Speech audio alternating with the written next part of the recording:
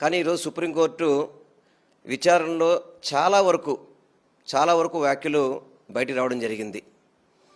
ఏదైతే ఒక రాజ్యాంగబద్ధమైన పోస్టులో ఉన్న ముఖ్యమంత్రి ఏ విధంగా కల్తీ జరుగుతుంది అని చెప్పి సుప్రీంకోర్టు ప్రశ్నించడం కానివ్వండి, ఆ నెయ్యిని వాడినట్టుగా ఆధారాలు దొరకలేదని చెప్పడం కానివ్వండి, సుప్రీంకోర్టు తీర్పులో వచ్చిన ఇవన్నీ కూడా ఈరోజు విచారణలో వచ్చిన మాటలన్నీ కూడా, అదేవిధంగా ఏదైతే ఈ ప్రభుత్వం తరపున అంటే మన చంద్రబాబు ప్రభుత్వం తరపున వాదించిన అడ్వకేట్ కూడా ఆ ట్యాంకర్లు వాడలేదని చెప్పడం కానివ్వండి, పూర్తిగా కూడా చాలా వరకు భక్తుల మనోభావాలకి ఆవేదనకి గురి కాకుండా ఉండే విధంగా ఈరోజు సుప్రీంకోర్టు యొక్క వ్యాఖ్యలు చూస్తే అర్థమవుతుంది.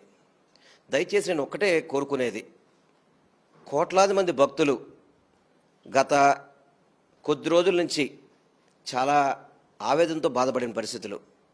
ఎందుకంటే ప్రతి ఒక్కళ్ళు కూడా ఎలవేల్పుగా చూసుకునే వెంకటేశ్వర స్వామి గారి యొక్క ప్రసాదాన్ని కల్తీ జరిగిందని చెప్పని బాధపడే పరిస్థితి, చాలామంది భక్తులు బాధపడిన పరిస్థితి నేను దగ్గరుండి చూశాను. ఈరోజు సాక్ష్యాధారాలతో సహా సుప్రీంకోర్టులో అంటే ఇటు వైవి సుబ్బారెడ్డి గారు కానీ వేనేయండి, లేకపోతే సుబ్రహ్మణ్య స్వామి గారు వేనేయండి, ఇతరులు చాలామంది కూడా దీని మీద సుప్రీంకోర్టులో విచారణకి కోరుకున్న పరిస్థితులు మనం చూసాం. కానీ ఒక ముఖ్యమంత్రి స్థాయిలో ఉన్న వ్యక్తులు ఇటువంటి ఆధారాలు లేకుండా మాట్లాడడం అనేది బాధ్యతారాహితంగా ఉన్నాయనేది మనకి ఈరోజు అర్థమవుతుంది. పూర్తిగా కూడా ఈరోజు సుప్రీంకోర్టు విచారణలో తెలిసింది ఆ బళ్ళు వాడలేదని చెప్పని.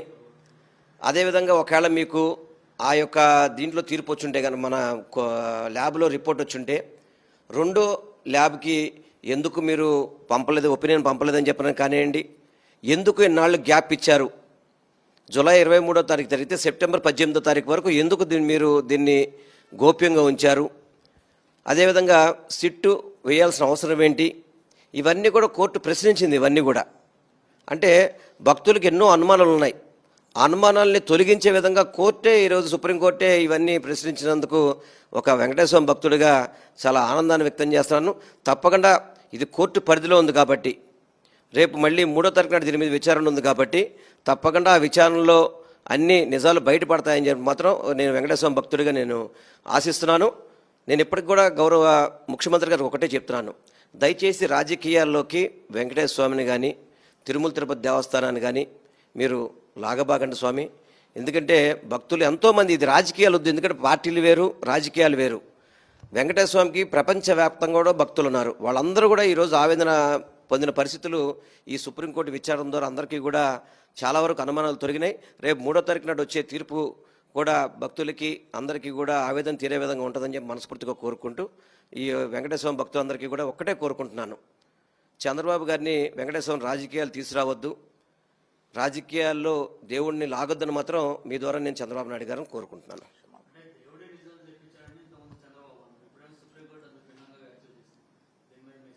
నేను ఒకటే చెప్తున్నా సార్, ఇప్పుడు నేను దేవుడిని రాజకీయాల్లో ఏ వ్యక్తి కూడా వాడకూడదు, అది చాలా తప్పు. కలియుగ దైవం వెంకటేశ్వర స్వామి, ఆయన అనునిత్యం కూడా అందరినీ చూస్తుంటాడు. అటువంటి దేవుడి ప్రసాదాల మీద రాజకీయాలు చేయకూడదు అనేది మా ఆవేదన కూడా.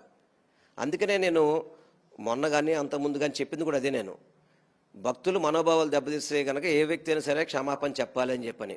ఎందుకంటే ఒక రాజ్యాంగబద్ధ పోస్టులో ఉండి ముఖ్యమంత్రిగా ఉంటూ నివేదికలకు సరిగ్గా చూడకుండా, చర్యలు తీసుకోకుండా, తప్పుడు ఆరోపణలు చేసి ఎంతోమంది భక్తులకి ఆవేదనకు గురి చేసిన ముఖ్యమంత్రి గారు మాత్రం వెంకటేశ్వర భక్తులందరికీ కూడా క్షమాపణ చెప్పాలని చెప్పి మాత్రం నేను మనస్ఫూర్తిగా కోరుకుంటున్నాను.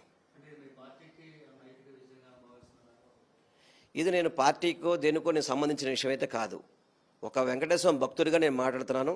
తప్పకుండా రేపు కోర్టు తీర్పు వచ్చిన తర్వాత దాన్ని ఏ విధంగా మాట్లాడాలనేది కూడా తప్పకుండా మీతో మాట్లాడతాను. నేను అందరితో కూడా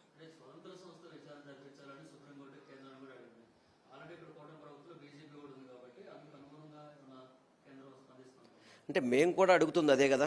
మేము కూడా ఇప్పుడు ఒక రాష్ట్ర ముఖ్యమంత్రిగా వ్యాఖ్యలు చేసినప్పుడు వాళ్ళ తరపున సిట్ అని చెప్పి వ్యవహరిస్తే దాంట్లో నిజాలు బయటకు వచ్చే పరిస్థితి ఉండదు. కాబట్టి మొట్టమొదటి నుంచి మేము కోరుకునేది కాబట్టి సుప్రీంకోర్టు సిట్టింగ్ జడ్జితో కావచ్చు, ఒక స్వతంత్ర సంస్థలతో కావచ్చు విచారణ జరిపించి భక్తుల యొక్క అనుమానాలు కూడా తీర్చాల్సిన పరిస్థితి ఉంది. కాబట్టి స్వతంత్ర సంస్థ ద్వారా మాకు అయితే న్యాయం జరిగేది ఏమనుకుంటున్నామంటే సుప్రీంకోర్టు సిట్టింగ్ జడ్జితో కనుక చేర్పిస్తే నిజ నిజాలు బయటపడతాయని మాత్రం మేము కోరుకుంటున్నాం.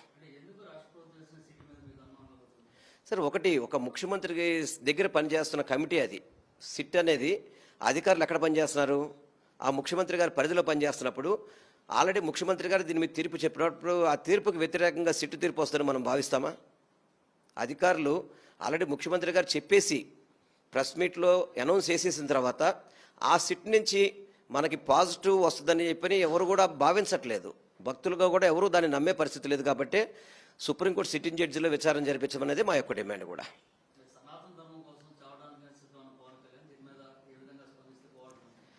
అంటే ఎక్కువగానే రాజకీయాలకైతే పోదలుచుకోవట్లేదు ఒకసారి, ఎందుకంటే ఇది సుప్రీంకోర్టు పరిధిలో ఉంది. డిప్యూటీ సీఎం కావచ్చు, సీఎం కావచ్చు, ఎవరైనా కావచ్చు, హిందువులు మనోభావాలు గౌరవించాల్సిన బాధ్యత ప్రతి ప్రజాప్రతినిధి మీద ఉంటుంది. అంటే ముఖ్యమంత్రి కావచ్చు, డిప్యూటీ సీఎం మీద కావచ్చు. కానీ అలా అని చెప్పని తప్పుడు ఆరోపణలతో భక్తుల మనోభావాలతో మాత్రం చెలగాటం ఆడద్దని చెప్పి మాత్రం మీ ద్వారా నేను వాళ్ళిద్దరిని కూడా కోరుకుంటున్నాను.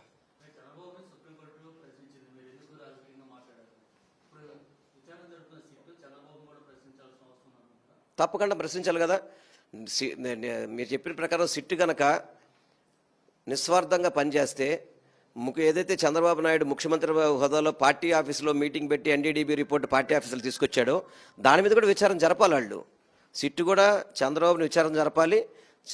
జరిపితేనే దాంట్లో ఎక్కడ కూడా అవకతవకలు జరగలేదని ఫీలింగ్ ఉంటుంది తప్ప అసలు సిట్టిని అయితే నమ్మే పరిస్థితి అయితే మేమైతే నమ్మే పరిస్థితుల్లో లేము. సిట్టిని అయితే మాత్రం